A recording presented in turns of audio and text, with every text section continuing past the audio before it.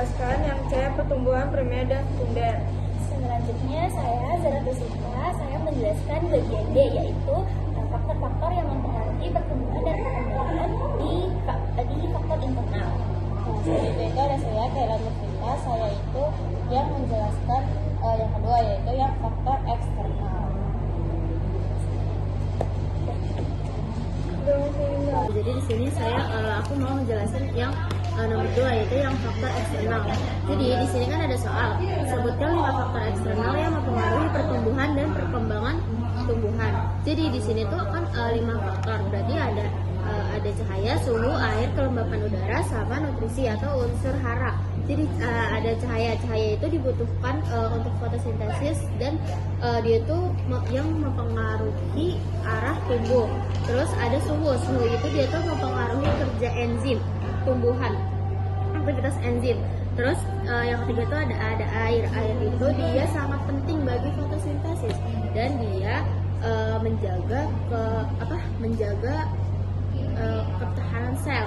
Terus ada kelembapan udara itu dia tuh terjadi di proses transpirasi. Terus yang terakhir itu ada nutrisi atau unsur hara, dia itu dibutuhkan untuk membentuk jaringan dan enzim.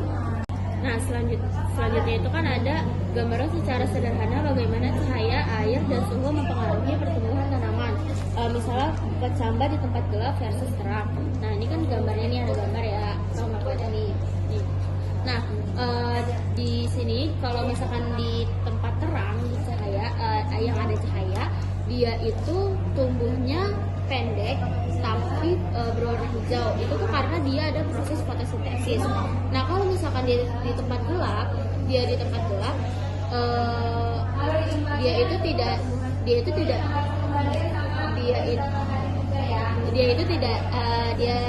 ada cahaya. Jadi tumbuhnya itu tinggi tapi pucat atau etiolasi. Itu tuh karena dia mencari cahaya dan tidak terjadi proses fotosintesis. Terus kan dia minta air. Kalau misalkan karena kan air itu kan mengaktifkan enzim dan dia bisa menggunakan kulit biji. Jadi kalau misalkan ada air, berarti dia bagus. Kalau misalkan tidak ada air, berarti dia tidak bagus. Nah selanjutnya itu ada dia suhu. Kalau misalkan dia terdapat di suhu hangat, dia itu bakal enzimnya itu bekerja secara optimal. Jadi pertumbuhannya itu akan cepat. Kalau misalkan dia tuh suhunya terlalu dingin atau terlalu panas, itu tuh nantinya bakalan pertumbuhannya tidak cepat atau pertumbuhannya itu lambat. Terus di sini tuh yang ketiga ada soal jelaskan perbedaan peran makronutrien dan mikronutrien bagi pertumbuhan. Jadi makronutrien itu dia itu unsur hara makro atau unsur hara yang besar. Terus ada mikronutrien, dia itu unsur hara mikro atau kecil. Jadi perbedaannya itu bisa dilihat dari jumlahnya sama fungsinya.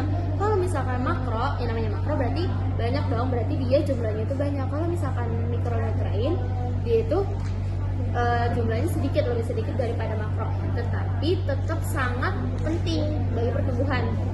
Nah selanjutnya itu perbedaannya ada di fungsi. Kalau misalkan makro dia itu fungsinya sebagai yang unsur utama unsur struktur utama penyusun utama struktur dan dia itu yang proses dan biologis tanaman. Terus selanjutnya itu kalau misalkan mikronutrien yaitu berfungsi sebagai aktivator enzim dan pengatur metabolisme. Ya segitu aja dari saya. Apakah ada yang ingin ditanyakan? Bagaimana jika mikronutrien tidak ada pada tumbuhan? Gimana kan walaupun dia tuh sangat penting bagi pertumbuhan si mikronutrien ini, kalau misalkan tidak ada itu tuh pasti bakal apa sih, pertumbuhannya tuh tidak lancar atau tidak cepat lah gitu. Jadi ya harus ada micronutrient gitu. Paham nggak? Ya, gitu aja. Dan